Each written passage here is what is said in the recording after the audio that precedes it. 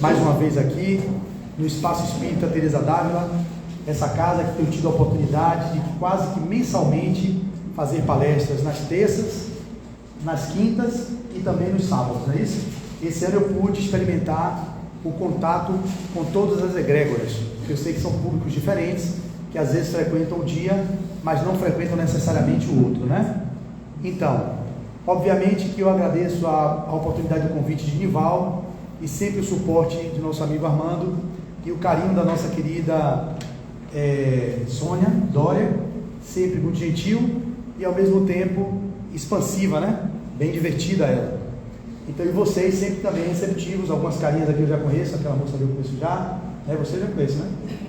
Aí tem alguns, esse senhor aqui também eu já conheço, algumas outras pessoas eu vejo o rosto, mas não consigo me lembrar, mas sei que são rostos conhecidos. Isso me deixa mais tranquilo, pedindo também a espiritualidade que me ampare, que me sustente e me inspire, para que eu seja um instrumento, de fato, de contribuição na vida de vocês que nos ouvem. Porque para mim, sempre é uma contribuição, sempre. Por mais que tenha uma pessoa ou nenhuma, falar para o público é algo que me traz um retorno imediato, porque é sobre mim, é sobre a perspectiva de poder estudar os temas, reler os temas, porque no caso do tema de hoje é uma mensagem de Marta bem curta, e que eu já faço as locuções, que eu publico no meu canal do Instagram, publico no meu canal do YouTube, Flávio Nélio de Azevedo, eu sempre digo, estão lá essas mensagens, e muitas outras, 580 já tem, e mensagens muito edificantes. Por que eu me debruço sobre as mensagens dela? Porque todos os outros, como Emmanuel, André Luiz, Joana de Ângeles, já tem muitos oradores pelo Brasil, e eu também fazendo palestras sobre esses temas nas casas que nos colocam a sugestão do tema. Como aqui no Teresa d'Ávila, ele nos oportuniza escolher o tema, eu aproveito para divulgar e difundir as mensagens de Marta, porque também são de um nível bem profundo. Enquanto elas não estão publicadas em livros, que serão as 1.100 que foram postadas, eles estão organizando, o Marcelo está fazendo uma revisão com Marta, que é o espírito mentor, olhando os erros, possíveis ajustes para o formato de livro, porque até então foram publicadas para disponibilizar nas redes sociais, no WhatsApp, e como ela tem feito um trabalho bem interessante todas as manhãs, parou aquelas 1.100, mas continua produzindo aos domingos, eu falo as mensagens domingueiras, e eventualmente vem numa terça, vem numa sexta, já não está seguindo mais um protocolo sistemático como foi, de domingo a sexta, agora é todo domingo, e eventualmente uma mensagem ou outra durante a semana, mas continuam sendo profundas, impactantes, e as pessoas que seguem lá nas redes sociais, poxa, cadê Marta, cadê Marta, cadê Marta? Ficaram satisfeitas, porque pelo menos ela está alimentando a nossa sede de mensagens que nos elevem e nos enlevem a estágios de consciências mais ampliados, tendo em vista tanto lixo digital, tantas mensagens que não contribuem com a melhoria da nossa transformação planetária, mensagens que criam dissensões, que criam separatividades, que criam muito mais desamor do que a proposta de esperança, renovação, amor e construção de um mundo melhor que deve começar no mundo íntimo de cada um de nós.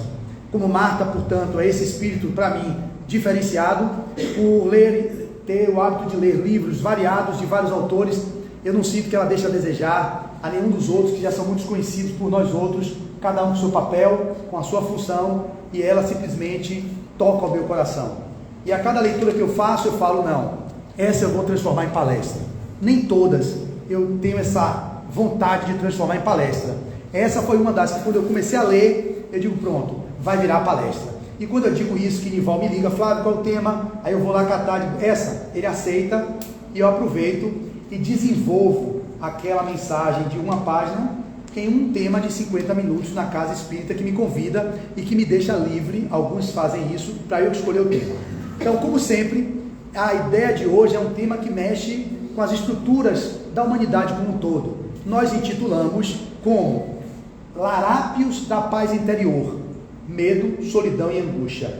Ela não coloca título nas mensagens, como eu já expliquei. Sou eu e Marcel que tentamos colocar um título para dar visibilidade no YouTube, porque se botar só mensagem da benfeitora Marta, o algoritmo não entrega. Quando você bota títulos, tem gente que chega para 1000 pessoas, tem mensagem que chega para 500, tem uns que ficam com 100, nunca menos de 100, no mínimo 100. Tem visibilidade, né? Quem conhece de informática balança a cabeça, porque eu percebi isso, eu comecei a colocar título, eu digo, Marcel, aí um título ou outro, a mensagem é tão linda, mas não tem visibilidade. Aí uma outra mensagem que não é nem tão impactante, coloca um título que o algoritmo entende, distribui para meio mundo, eu digo, poxa, não tem uma lógica, você entende? A lógica é do algoritmo, que eles que fazem lá, que eu não entendo ainda e nem quero entender. Então o título, quem colocou dessa vez, fui eu. Normalmente Marcel que tem mandado, que eu não tenho criatividade para colocar título. Eu peguei da própria mensagem e botei esse tema, ou esse título, Larápios da Paz Interior. Ela citou isso, esse termo, larápios, ladrões, né? Larápio, ladrões da paz interior. 2 pontos, medo, solidão e angústia. Vamos à mensagem, e eu acho que eu vou ler de uma forma mais... Olha quem está aí, menina, quem é viva sempre aparece, em nome de Jesus, olha ela aí. Que bom lhe ver, há mais de 30 anos, ninguém dá a ela 82 anos de idade, toda durinha. Vocês dão 82 a ela? Que nada. É igual a dona Sônia Dória, 91. Essa tem 82, ninguém dá. Pode olhar para ela que tem, 82 que eu sei. Então, mas está toda durinha. Já você esperava dessa, né? Não esperava. Tem mais de 6 anos que eu não vejo, mas ninguém diz. Então vamos lá. A mensagem de hoje, portanto, eu vou ler de forma mais rápida, tentando aprofundar de alguma sorte, e vamos ficar em silêncio, em nome de Jesus, digo amém, amém, amém. Grimaldo, você segura a energia do pessoal aí no fundo, viu, Grimaldo? Você que é meu delegado, segura a energia aí. Então, vamos começar, gente. Preciso da quietude, estou sentindo uma vibração de agitação no campo, sinto, eu percebo isso. É incrível como tem uma agonia. Pronto, agora serenou. Não é pela fala. Tem gente que calado gera um tumulto maior do que falando. Você sabe disso? Você não sabe não, né? Sabe não? Eu sei que a mãe sabe. Você pode estar aqui com uma pessoa assim calada, ó. A pessoa está numa agitação interna tão grande que ela é capaz de desarmonizar o ambiente todo, mesmo sem dar uma palavra. Não é sobre a palavra, é sobre a perspectiva vibracional que a gente se encontra. E às vezes gera uma agitação no campo e diz, meu Deus, esse cara tem uma agonia, o que é que tem? Está com gosto, demônio. Sai, Satanás. Então, a gente capta o campo. Então a ideia é manter esse equilíbrio que está agora, que eu estou sentindo a vibração de novo de harmonia. Ela lá dando risada, tive o riso da senhora. A senhora é a guardiã da porta aí, mantém aí a porta, não entrar nenhum desafeto e nenhum perturbador nessa sala, hein? É de lá para fora. Então Marta vai dizer assim: não obstante se reconheça de logo os imensos avanços da atual sociedade terrestre, não se pode ignorar os camartelos e os aguilhões que a ferreteiam, dilacerando os tecidos frágeis da alma. Então existem aguilhões e existem camartelos que trazem o ferreteamento da alma que nós somos enquanto espíritos encarnados. Quais são esses aguilhões? Ela vai continuar dizendo: o advento da tecnologia de ponta não conseguiu emancipar o ser dos seus fantasmas íntimos. Quais? O medo, a solidão e a angústia. Por isso que eu dei o título Larápios da Paz Interior, Medo, Solidão e Angústia. Então ela deu exemplo.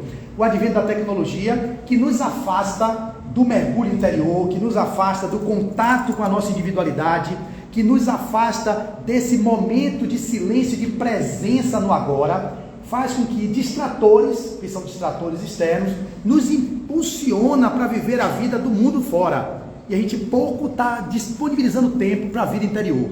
E não entende, não supre. É gente comprando, é gente gastando, é gente passeando, é gente viajando, é gente se qualificando, se pós-graduando. Eu não sou contra nada disso. Não sou contra. Vocês já me conhecem. Eu também busco minhas conquistas materiais, o meu avanço financeiro normal. O que precisamos olhar é quando a gente inverte o que deveria ser o propósito principal da nossa vida. O propósito principal das nossas vidas, como está no livro de Eckhart Tolle, eu já li O Poder do Agora e li também o outro, que é o Despertar da Nova Consciência. O propósito primário de todos nós, está no livro dele, deveria ser o despertar da consciência. O propósito secundário é criar um filho, ir para uma faculdade, ter uma família, ter sucesso na carreira profissional. Propósito secundário. Não deveria ser o principal. Nós invertemos. Nós colocamos o propósito principal da vida, a sobrevivência na matéria, e isso virou a tônica, virou a nossa busca desenfreada na nossa sociedade, tanto odierna quanto na Idade Antiga. Eu estou lendo um livro agora, com um grupo de leitura, Sapiens. O cara é um materialista, Yuval Noah, eu queria ler para ter a própria crítica da leitura. É um pessimista, obviamente, é um grande escritor, foi um best-seller, o chamado Sapiens, uma breve história da humanidade. Ele vai trazer desde lá dos nossos ancestrais, mostrando a grande revolução agrícola, a revolução da linguagem, a revolução científica, mas todo numa linguagem pessimista. Por quê? Cheguei num capítulo agora, é um grupo de leitura que tem uma disputa, né? Já estou com 56 livros, a minha meta é chegar a 100, o grupo já leu 32, só assim para a gente ler, ficar nesse lugar de comprando um livro e não ler, era a pior coisa da minha vida. Então eu criei um método que me impulsiona a ler, e eu consigo, graças a Deus, ter acesso à leitura de uma forma como eu sempre quis. No capítulo que eu estou, mostrou porque o paradigma dele é de levar até para a sociedade esses escritores como Antônio Damasio, que é um grande neurocientista, eu li o livro dele também, O Mistério da Consciência, mas o esforço que aquele cara tem, um dos maiores neurocientistas da atualidade, é Antônio Damasio. Tem vários livros, O Erro de Descartes, O Mistério da Consciência. Eu li O Mistério da Consciência, um livro denso, pesado. Eu que gosto da parte de neurociência, eu que estudo, sou da área de saúde, imagina as pessoas que não são, parece que ele escreve para cientista, não é um livro palatável. Eu digo, meu Deus, e eu admirei o cara no final, digo, que esforço desses cientistas, porque são cientistas, né, doutores, pós-doutores, para tentar explicar a realidade pautado no paradigma da matéria. Como é difícil, mas necessário, porque a gente vive na matéria, precisa entender como funciona a matéria, mas chega um momento que trava tudo, eles não conseguem avançar, porque eles não têm o paradigma da nova ciência, que é o paradigma da consciência. Quem escreve no paradigma da nova ciência? Amit Goswami. Ele sim, um dos maiores pensadores da atualidade, físico quântico, que André Luiz Peixinho, minha referência intelectual, reporta como um dos maiores mentes brilhantes da atualidade é Amit Goswami e Ken Wilber. Ken Wilber escreveu Saúde Integral, Espiritualidade Integral, é um dos maiores filósofos americanos, o Ken Wilber. E o Amit Goswami é um dos físicos quânticos, físico nuclear, PhD, indiano. Ele escreve o livro A Física da Alma, que eu acabei de ler a semana passada, o Universo Autoconsciente, que eu li o ano passado, também o Médico Quântico. Tudo que ele escreve é tentando trazer a linguagem da física para explicar a nossa realidade. Nesse livro, A Física da Alma, ele explica a reencarnação, ele dá o nome de anjos, ele dá o nome de desdobramentos, na linguagem da ciência, né, da metapsíquica ou da parapsicologia, e explica aquilo que o Espiritismo, enquanto ciência, no Livro dos Médios, destrincha de uma forma muito mais profunda, e deu vontade de dizer assim. Eu já tive com a Amit 2 vezes, presencialmente, com ele em congresso. Eu tive vontade de encontrá-lo novamente. Assim, Amit, eu não falo inglês, mas pedir alguém, leia os livros dos Espíritos, leia o Livro dos Médiuns, dê uma estudada, você que é um cara aberto, porque ele é aberto, ele já é o paradigma da consciência, ele aceita a reencarnação, ele explica a reencarnação pela lei da física, a não localidade quântica, os emaranhamentos quânticos, todas essas linguagens que a gente tem da física, ele reporta a explicação desses fenômenos que o Espiritismo já explica desde 1857 e com todas as obras da codificação, que a ciência vem corroborando o que o Espiritismo já trouxe. Isso é importante vocês saberem que esses homens param, quando eles param no paradigma da matéria, eles não conseguem avançar. E o Yuval Noah está a mesma coisa, eu estou lendo, e aí estava ótimo, falando sobre o Sapiens, o homem de Neandertal, o Homo erectus, a transição da agricultura, porque a gente teve que plantar muito trigo, e isso foi se impondo no mercado, foi gerando isso, alguém chama no horizonte, aí a nossa querida vai lá fora atender. Todo esse movimento de construção legal, aí chega agora e fala assim, aí entra na parte que ele encerra. Mas aí as pessoas que sabem que a biologia mostrou que a evolução humana não há criador de nada, aí não dá. Nós espíritas não somos nem criacionistas nem evolucionistas, nós incluímos as duas possibilidades, a gente não polariza isso, a gente acredita na evolução das espécies, obviamente que não explica a evolução humana. Aí os autores que falam sobre a evolução humana, eles trazem contribuições que são do paradigma da consciência, mostrando que o Darwin se equivocou, e até hoje os biólogos americanos não conseguem mudar o paradigma, porque iria mudar com toda a estrutura de poder construída até hoje. Óbvio, como agora eu vou falar para os alunos que Darwin só falou de espécies que evoluem, mas ele não consegue explicar a evolução humana. Por que não explica a evolução humana? Porque nós somos consciência e nós moldamos o corpo físico a partir da consciência. E a gente está no corpo a partir de um espírito que domina o corpo. Então tem o elo perdido que eles não conseguem encontrar, que são justamente os movimentos de desdobramento, quando a gente sai do corpo e desencarna e vai para o plano espiritual. O perispírito modela o corpo físico. O homem de Neandertal, nós temos informações nos exatos de Capela, que é a encarnação de vários espíritos de lá de Capela, da constelação do Cocheiro, que veio para aqui, para o planeta Terra, e mergulhou nos corpos daqueles hominídeos que deram origem à nossa raça, chamada Homo sapiens, e ali nos cruzamentos, o Nohari vai falar que existem alguns genes no Homo sapiens, que é uma controvérsia da ciência, do homem de Neandertal. Seria um problema, nós não seríamos uma raça humana, teríamos duas raças, ou seja, o Homo de Neandertal, o Homo erectus e o Homo sapiens em nós, que seríamos Homo sapiens, que não deveríamos ter esses genes do Neandertal, pelo que diz respeito à evolução, não deveria, mas encontrar alguns genes. Então o Espiritismo explica como mergulho na carne, perispírito modela o corpo, faz o surgimento do sistema límbico hipotalâmico, que vai gerar o neocórtex. Esse neocórtex está caminhando para o córtex do homos intuitivos, que é o homem do futuro. Nós somos homo sapiens, muitos de nós dementes, muito mais dementes do que sábios, né? Porque tem muita gente demente aí, que parece que está vivendo um retrocesso da consciência, mas a gente caminha para o homem intuitivos.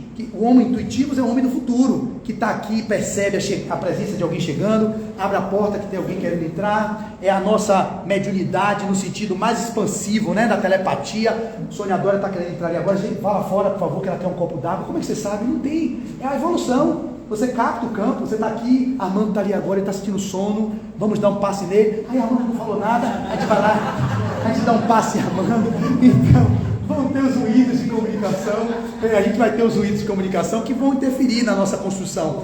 Mas ele, sim, diga, mãe. Procurando aqui uma unidade para mandar para você. Mande, e me dê, se possível, uma aguinha para o irmão, que o irmão fala pouco, né? Vocês já viram que a gente fala pouco, não gosto de falar não.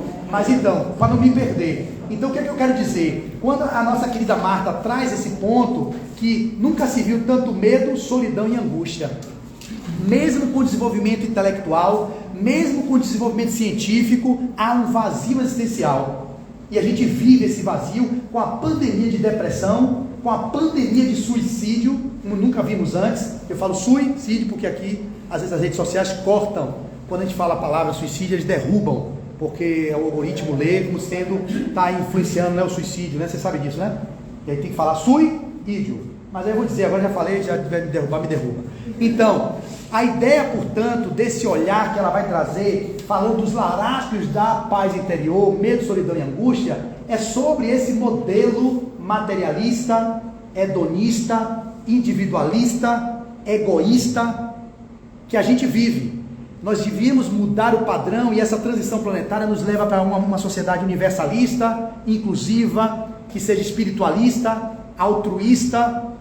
Esse é um caminho que se dá na evolução. A evolução das espécies se deram no nível da biologia, dos desenvolvimentos da nossa matéria, mas há uma consciência gerenciando. Eu tomo na garrafa mesmo. Pode ser, eu tomo na garrafa mesmo. Pode ser assim mesmo. Geladona, viu? Gelada mesmo. Às vezes a pessoa prefere Eu prefiro natural, mas não tem mais jeito, não tem mais tempo. Vai gelada mesmo. Então, na perspectiva, que foi o que eu falei mesmo? Esqueci. É um fluxo, hein? Não, eu falei do autorista da sociedade que está transmutando, e esse modelo de viver pautado no paradigma da matéria faz com que a senhora, que o senhor, que eu acreditemos que a vida, ela se restringe à matéria, e aí a gente investe tudo para sobreviver no corpo, mas esquece que você é um espírito imortal. Na garrafa mesmo. Que a gente é espírito imortal, e como nós somos espíritos imortais, não adianta amealhar bens materiais, juntar tesouro na terra, e quando parte deixa tudo e não conseguiu construir nem amealhar valores do espírito, deixou em segundo plano, foi deixando em segundo plano, vamos tocando, não significa que a gente não viva a matéria, mas é viver e incluir, o terceiro incluído, é transcende e inclui. A gente não tem que destruir a matéria, como Kardec falou na codificação, temos que destruir a matéria, o materialismo, melhor dizendo. A gente tem uma outra visão hoje, atualizando a linguagem para o século XXI, a gente deve incluir a matéria como uma possibilidade de expressão do espírito, porém, não nos restringirmos a uma realidade meramente material, mas na matéria tem que viver as coisas que a matéria, as injunções da matéria estão aí.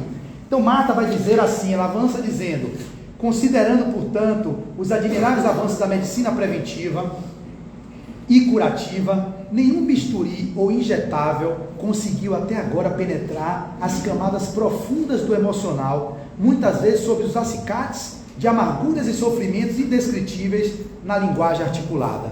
Ou seja, a gente não consegue, mesmo com os avanços tecnológicos da medicina, a gente não consegue perscrutar a alma, desnudar a alma, porque nos restringimos, e muitos neurocientistas como Damasio e outros tantos, é o paradigma vigente que as terapias se consolidam, infelizmente até a psicologia está hoje para mim caminhando para trás, porque está buscando a psicologia baseada em evidências. Eu não sou contra não, como a medicina também, a medicina é baseada em evidências, mas evidências em que padrão, em que paradigma? No paradigma da matéria? Ou a gente vai ficar a vida inteira nele e vai esquecer que a gente está no paradigma da consciência? Se os estudos não se vinculam ao paradigma da consciência, a gente vai estar reduzindo o ser humano a mera argamassa de células e a meras expressões da bioquímica. E esse é o grande equívoco. Não é contra isso, a gente precisa disso, mas transcender a isso, porque não é só nisso que a gente resolve. Não é dando inibidor seletivo da recaptação de serotonina que a gente melhora a depressão só. Não é dando clonazepam que a gente controla a ansiedade. Não vai ser dando lítio que a gente vai regular o humor.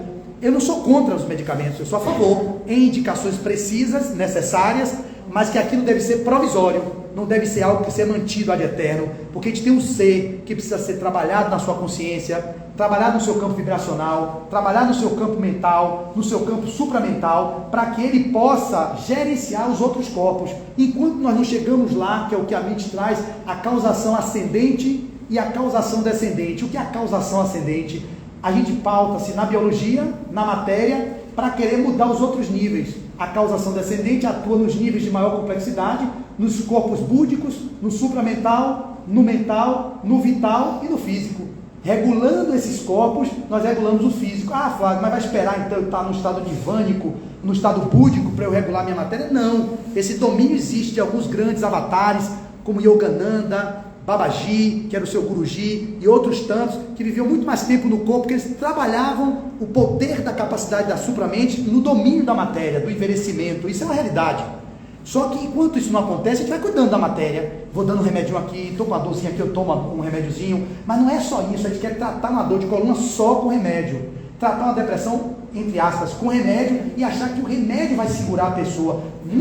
Poucos psiquiatras hoje, claro, já estão ampliando o seu olhar, encaminham para a psicoterapia, encaminham para as terapias integrativas, para a acupuntura, para o reiki, para as barras de axis, ou para outras técnicas que estão chegando para atualizar o sistema desse modelo que a gente viveu até aqui, que é pautado no paradigma da matéria. Então, quando a gente vê a sociedade assim, é óbvio que a gente vai ver o adoecimento do tecido social, tanta gente nos hospitais, nas filas, porque acha que é lá que vai se resolver, não se investe em prevenção, não se investe em educação de base, para as pessoas saberem que são espíritos. Eu sou espírito, a senhora é espírito, a senhora é espírito. Ah, é? Então o que é que eu faço? Vá cuidar desse espírito que você é, nos trabalhos filantrópicos, nos trabalhos de autoconhecimento, vá meditar, vá trabalhar com grupos que promovem a expansão da qualidade da consciência humana, não só cuidando do físico, fazendo atividade física, eu sou a favor, comendo bem, eu sou a favor, tomando seus remédios, eu sou a favor, mas isso só não resolve. Mesmo os médicos e os profissionais de saúde estão avançando. Falava agora com uma paciente minha que é nutróloga e que também trabalha no modelo da medicina tradicional e não gosta tanto. Ela falou: Flávio, eu sinto isso, eu vejo que não dá para resolver por essa via, por isso que eu vejo que é alguma coisa maior do que o físico. Eu vejo que eu dou suplemento para aquilo outro, mas não resolve. A pessoa está com um conflito, que quando ela olha para o conflito, junto com aquilo que é o suplemento, as coisas, melhora o quadro. Não é só o suplemento. É óbvio que os suplementos em algum momento vão ajudar, mas as pessoas, se não se modificam, aquilo voltará. Então a gente vive assim, remediando. Eu prefiro viver na prevenção, tentar viver na prevenção, e é o que Marta vai chamar a atenção. Por toda parte, preste atenção, placas de trânsitos indicam caminhos. GPS modernos mostram endereços com precisão cirúrgica, e mapas aéreos garantem a navegabilidade segura de milhares de voos ao mesmo tempo. É incrível o avanço da tecnologia. Um avião cruza o outro no ar, um bate no outro, é uma coisa linda. Quem vai ser contrário a isso? Ninguém é louco de ser contrário ao avanço científico e o avanço tecnológico? Óbvio que não, mas ela continua, voa ao mesmo tempo, mas no solo das ocorrências humanas nunca se viu tamanho vazio existencial nas almas, sensação de pânico em milhões, e a adaga dolorosa da depressão caindo sobre incontáveis criaturas que estertoram nas angústias indecifráveis. Não é isso? É um contrassenso. Bólides espaciais visitando a Lua. A Índia mandou agora não sei como é que chama aquilo, uma estrutura que foi para o lado sul da Lua, para ver se tem gelo, e aí vai derreter o gelo, para ajudar você. Tudo isso é bom, beleza, mas e o homem? Aí eu lembro de uma mensagem de Carlos Drummond de Andrade, que eu não tenho de cabeça, mas é a grande viagem, a dangerosíssima viagem, que ele diz assim: o homem, ele estava na Terra, habitou a Terra, colonizou a Terra, e se enfastiou da Terra, e se enjoou, foi para Marte, fez uma bólide espacial, habitou Marte, colonizou Marte. Quão enfadonho é Marte. Aí ele foi, habitou a Lua, colonizou a Lua, se apropriou da Lua, enjoou da Lua, criou uma nave insiderável, foi para o Sol, o grande touro espanhol, domou o Sol, habitou o Sol, colonizou o Sol e ficou enfadado do Sol, voltou para a Terra e viu que ele precisava fazer a dangerosíssima viagem de si a si mesmo. Quando ele percebe que ele faz um movimento para dentro do autoencontro, do autoconhecimento, ele descobre um lugar onde ele nunca deveria ter se afastado. Ele podia habitar todos esses lugares, mas de um espaço de consciência, de autoconhecer-se, de autodescobrir-se, para que isso tudo, que ao ser conquistado, como muitos de nós conquistamos, e vimos que, poxa, não dá alegria, precisa de novo conquistar novas coisas. Aí vai, compra um carro, sente o cheirinho do carro novo, que delícia o cheiro de carro novo, é aquilo de propósito, vocês sabem, né? Que os marketings chamado neuromarketing, eles sabem manipular nossas papilas gustativas para os sabores, o olfato. Você sente o cheiro de carro novo, você quer ter outro. Aí você compra o carro e fica, beleza, 1 mês, 2 meses, daqui a pouco vem um vazio. Aquilo não supre. É fugidia. A alegria pelas conquistas materiais, elas dão. Tem gente que são doentes compulsivos, que para suprir os vazios, eu tenho vários pacientes que falam assim: Flávio, eu tenho um guarda-roupa que é cheio de sapatos e de vestido. Eu digo, mas assim, às vezes até falta dinheiro para pagar a terapia. Eu digo, mas por quê? Porque quando eu estou angustiada, eu vou no shopping, eu compro tanta coisa, depois eu vejo que não preciso daquilo, não uso, aí fica lá no guarda-roupa. Tem dinheiro, mas às vezes o dinheiro falta para pagar o cartão de crédito de momentos de pulsão, de vazio, e para suprir aquela dor que a gente precisa aprender a suportar. Suporta um pouco mais, não consegue suportar, eu preciso logo me suprir. Um cigarro, uma bebida, um cheirão a cocaína, comprar uma roupa, sexo, qualquer coisa que preencha os espaços que nós não suportamos mais viver por algum tempo, e encontrar naquele vazio o que é que está o propósito da nossa vida. Será que é isso? Comprar mais? Ter mais parceiras ou parceiros? Ter mais dinheiro? Se qualificar, indo para a Europa, para isso, para aquilo outro? E o vazio? É isso que Marta vai chamar a atenção quando ela continua dizendo: templos religiosos jazem repletos de suplicantes, consultórios de análise, eu tinha lido aqui já? Não, né? Tá. Templos religiosos jazem repletos de suplicantes, consultórios de análise e terapias filiadas a escolas respeitáveis estão por toda parte, auxiliando alguns a se manterem em equilíbrio, evitando a derrapagem fatal no suicídio e na loucura. As apreensões de drogas ilícitas nunca foram tão vultosas como nos tempos modernos, denunciando que na outra ponta o consumo exorbita, atestando a falência de valores dos dias tumultuados que atravessamos. Enquanto coletividade humana, quando nós não olharmos para cada um dos irmãos que estão vivendo à margem, no sofrimento, nós não teríamos um tecido social saudável.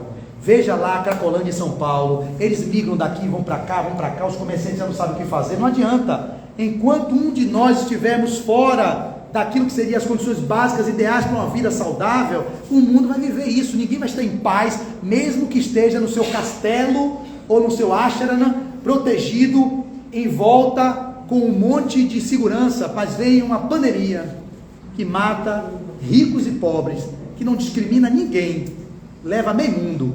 Vem um tsunami, leva meio mundo. Vem um incêndio lá no Havaí e mata meio mundo.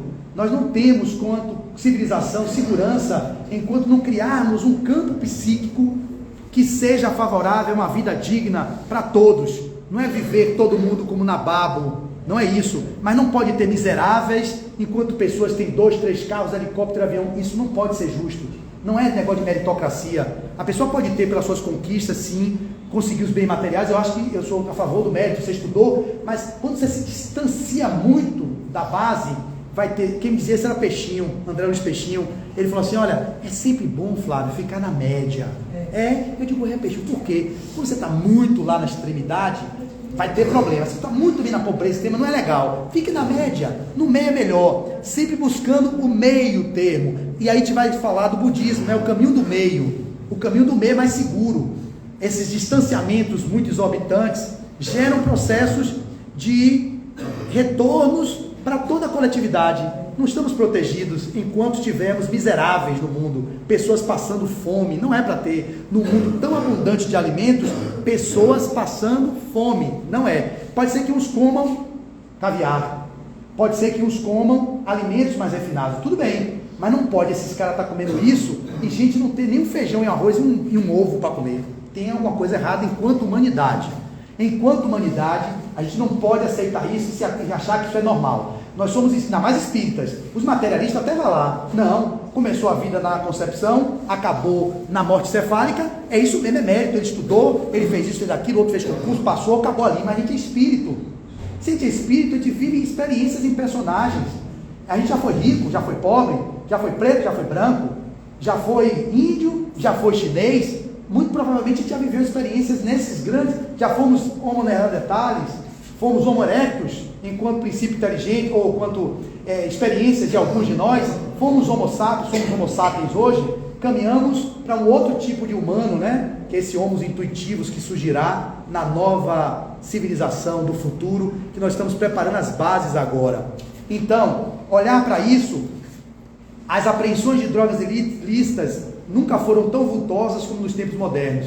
Denunciamos já isso aqui, né? Que na outra ponta o consumo exorbita, afastando a falência de valores dos dias tumultuados que atravessamos. As comunicações, Grimaldo, abriram pontes para o fácil intercâmbio de polo a polo, inegável. Mas, meu irmão, a carência afetiva, o desamor e a falta de um amigo massacram inúmeras vidas que se sentem quais barcos sem rumo no mar revolto dos dias atuais. Isso aqui é muito lindo.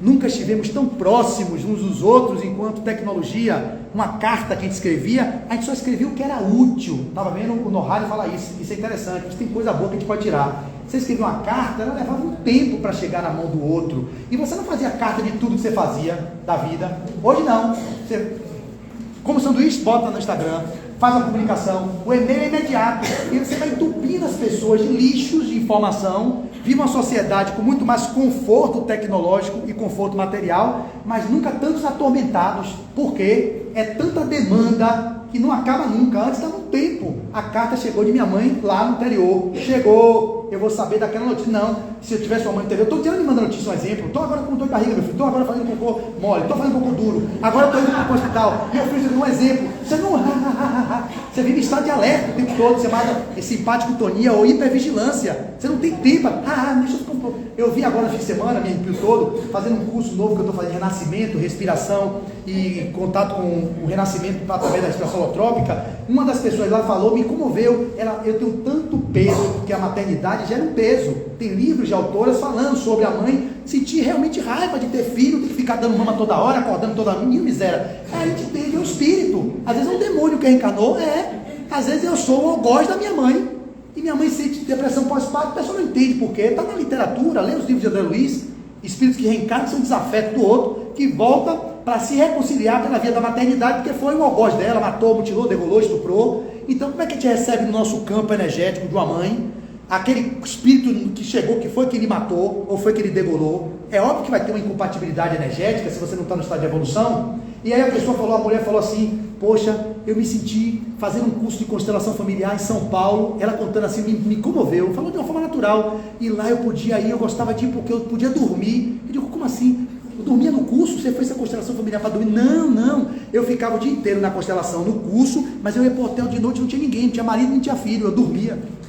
Que dor dessa mãe. Eu digo, como é? É porque minha casa não tem a demanda, é o tempo todo a demanda, ela vai para a viagem, e percebeu que foi um grande erro, porque lá não tinha culpa, porque se ela viajar para relaxar, ela sente culpa, mas como ela ia para um curso de constelação, ela podia ficar no corredor, aí de noite ela falou, porque nada para fazer, posso dormir, mandar uma mensagem para o filho, meu pai, tudo bem, e aí dormia, sem culpa. Aí digo, menina, que sofrimento das mamães. E elas estão aqui balançando a cabeça porque reconhecem que às vezes é isso mesmo. É muita dor que a gente vive e não entende por que as comunicações aceleradas geram avanços. A gente não vai voltar atrás no tempo, mas precisamos olhar para esse vazio que, mesmo aproximando através de mensagens rápidas, nos distanciam de um toque afetivo, de um ombro amigo, de um encontro presencial. E ela continua, certamente, Armando, que esse quadro está sob incessante análise de sociólogos, psicólogos, cientistas políticos e economistas que, ancorados numa visão materialista, olhe, eu nem lembrava desse trecho, óbvio, o Yuval Noah Harari é um PhD, doutor em História de Oxford, para todo mundo da comunidade científica, esse é o cara que tem voz, estuda, pesquisa, publica, mas é um cara que é materialista, para mim não tem tanto valor, eu não quero mais perder tempo lendo Yuval. Eu vou tirar o que é bom dele, como eu estou dizendo aqui, esse negócio do sapo, não sabia nada, essas coisas dessas migrações, muito bom. Mas chega um momento que o autor se torna pessimista, que a visão dele é materialista. E não dá para eu contemplar o olhar pessimista que ele tem sobre o ser humano, quando ele falava do criacionismo, que eu fiz essa digressão, que ele dizia, mas é os biólogos que sabem que não existe criacionismo. Como não? Nós somos fruto da consciência suprema, fomos criados e estamos evoluindo. Se ele não ter esse paradigma de análise, ele vai falir na sua análise. Ele vai estar olhando pela matéria, está fadado a uma limitação. É uma visão reducionista da realidade complexa que somos nós. Todo respeito ao que é o grande neurocientista, o tal do que eu falei nesse instante aqui, o tal do...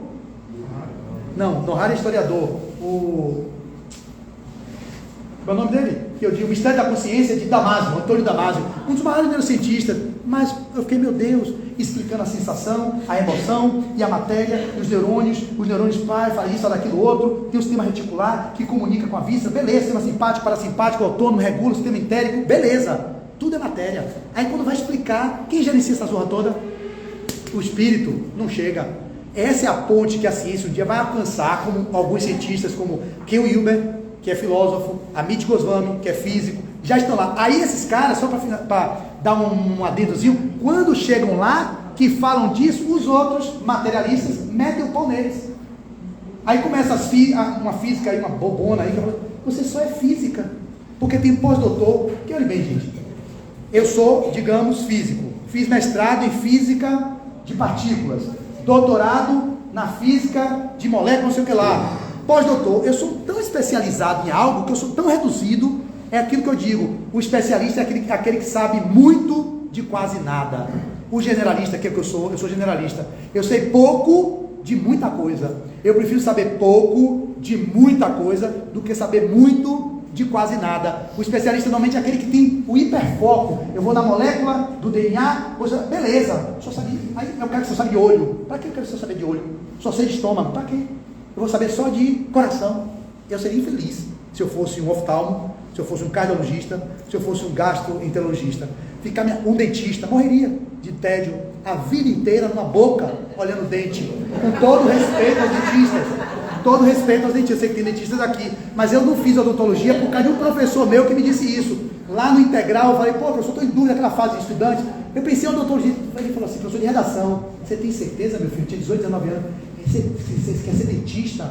Eu digo, eu quero estudar saúde, eu não sei. Você já passou para pensar que o dentista vai ficar 20 anos ou 30, a vida inteira na boca dos outros? Ele não tem outro lugar que ele vai. É só boca, dente, endodontia, periodontia, aparelho, tudo. Beleza. Precisamos do dentista? Eu tenho o meu, André. Mas o André, meu Deus, mas se aguenta. Ali naquele negócio, olhando boca. 20 anos na boca do ser humano. Eu morreria de tédio. Não dá para eu. Não dá. Então é óbvio que tem pessoas para tudo, a gente respeita. E eu tenho vários amigos dentistas. Aqui tem dentista, levante a mão, dentistas. Quem é dentista aqui? Dentista? Tem algum dentista aqui? Ih, eu dei sorte, olha no Instagram depois, eu não vou nem publicar isso, que ficaria só entre a gente.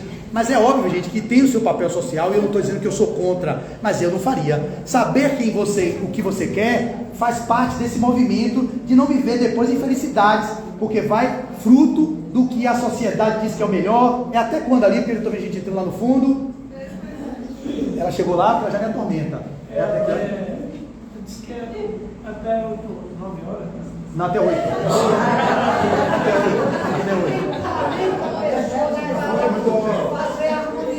Pronto, então tem mais 5, 10 minutos, não é isso? Não, já tem mais 3. Então, aí nessa proposta, dessa integração, então nesse movimento então, de construção do que nós buscamos enquanto sociedade, para que não tenhamos esses larápios da paz interior, vamos lá?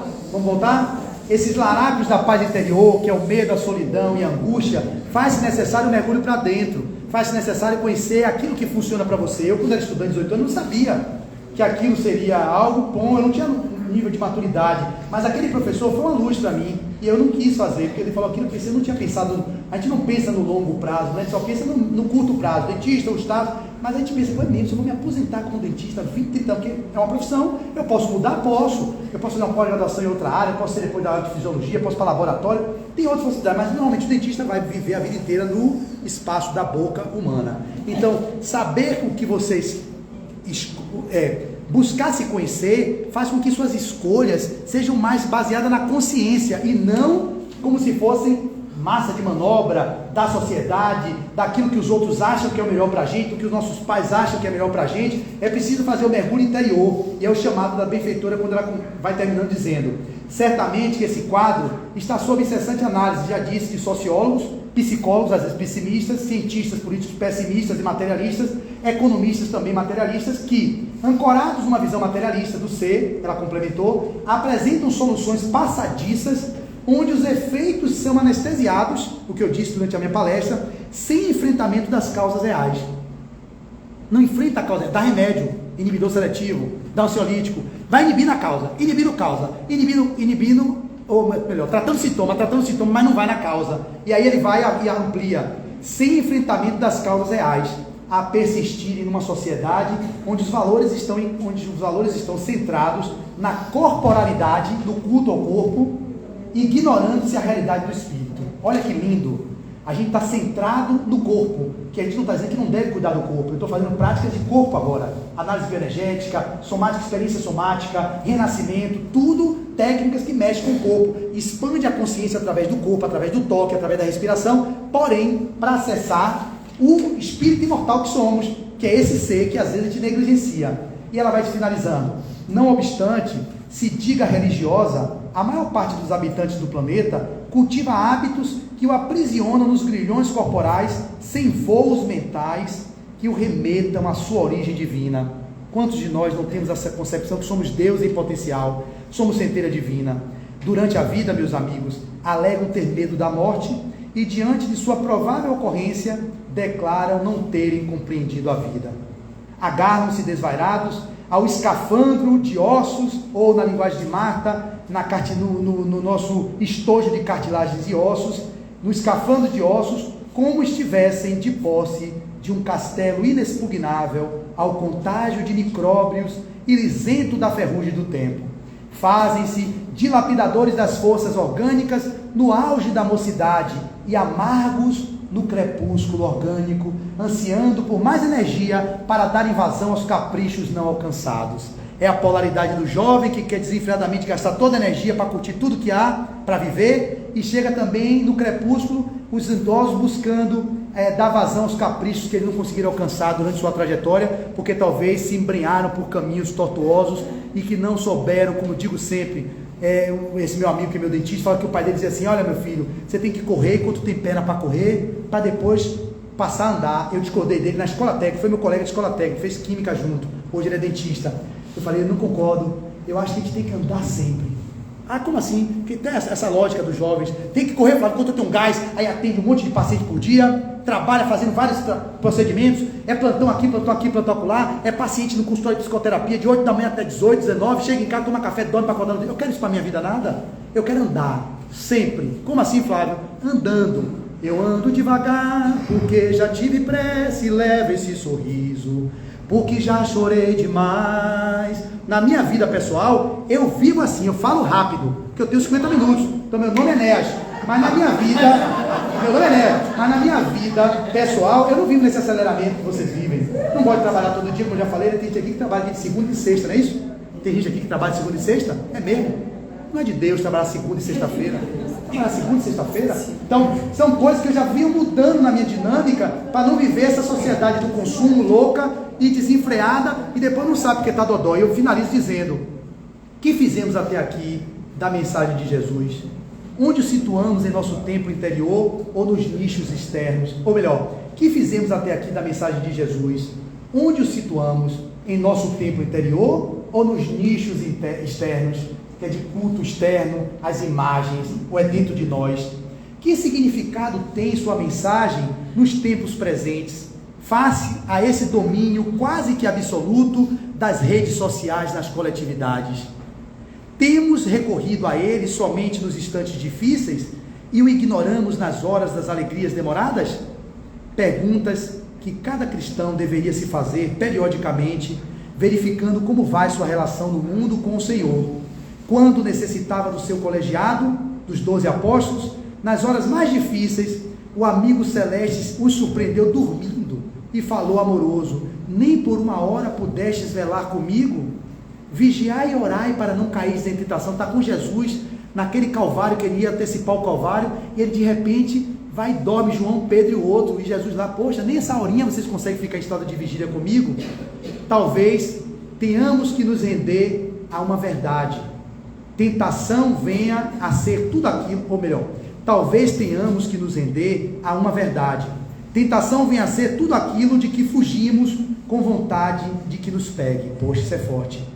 Então, tentação talvez venha a ser aquilo que fugimos, mas só da boca para fora, mais doido que aquela tentação nos pegue. A gente quer correr, mas não quer. E aí ela termina: em o conhecendo, ou seja, em conhecendo Jesus, partilha com ele teus achaques, medica tuas feridas, reidrata teu ânimo e segue o caminho proposto.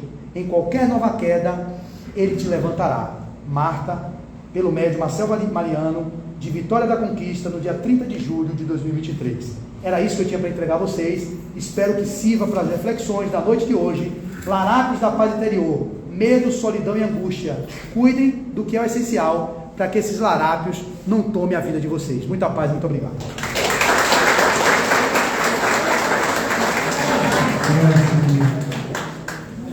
Depois da enlace,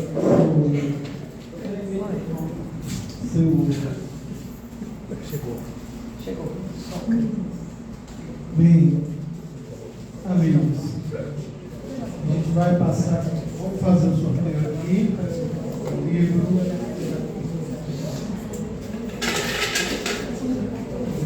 Para jovens.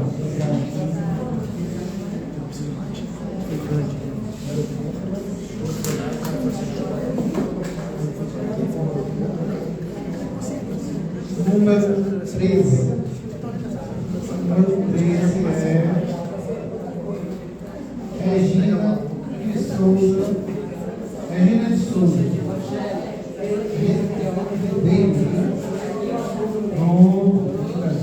Muito obrigado. Parabéns. Obrigado por vocês colaborarem. Isso é uma coisa muito importante. Pessoal, vamos dar prosseguimento depois dessa belíssima palestra que acabamos de assistir. Nós vamos dar prosseguimento aos nossos trabalhos. Vamos convidar a todos os assistidos que estão com o crachá para a harmonização e, por favor, aguardem aqui no nosso varadão. E aqueles que vão tomar o passe permaneçam aqui no nosso salão, por favor.